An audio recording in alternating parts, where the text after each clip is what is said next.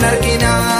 Inaara adaaddaaban maqaa sawaame gonfannaa ulfiini jinuuf kenname. Jabaata adaaddaaban maqaa sawaame gonfannaa ulfiini jinuuf kenname.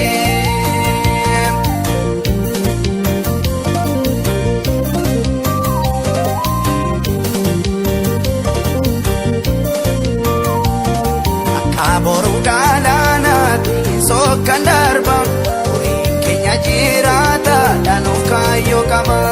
Yeroof malee rakkinni keenyaan ni dhima Yesuus mul'achuuf jedha ati walitti hima. Barsiisaan gooftaan barii fayyina yoon keenyatu darbu ijaan argina. Inaara adaaddaaban maqaa sawaame gonfannaa ulfiini jinuuf kenname. Jabaata adaaddaaban maqaa sawaame gonfannaa ulfiini jinuuf kenname.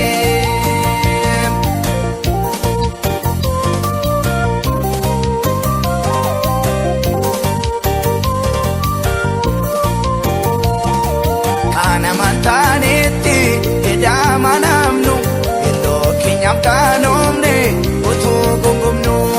Iji keenya siin arga biftuu ulfiina ililleedhaan guddise keenyaan simanna. Barsiisaan gooftaan barii fayyina yoon keenyatu darbu ijaan argina. Inaara adaaddaaban maqaa sawaame gonfannaa ulfiini jinuuf kenname. Jabaata adaaddaaban maqaa sawaame gonfannaa ulfiini jinuuf kenname.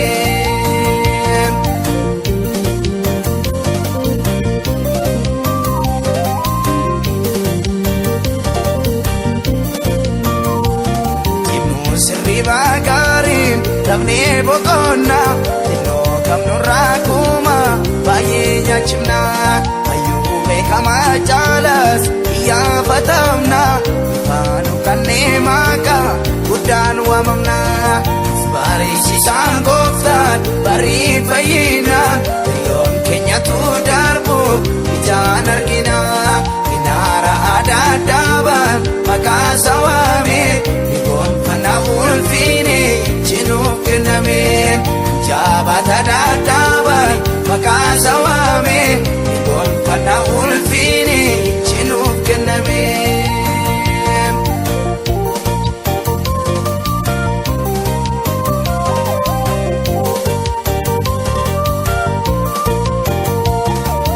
Ani guyyaa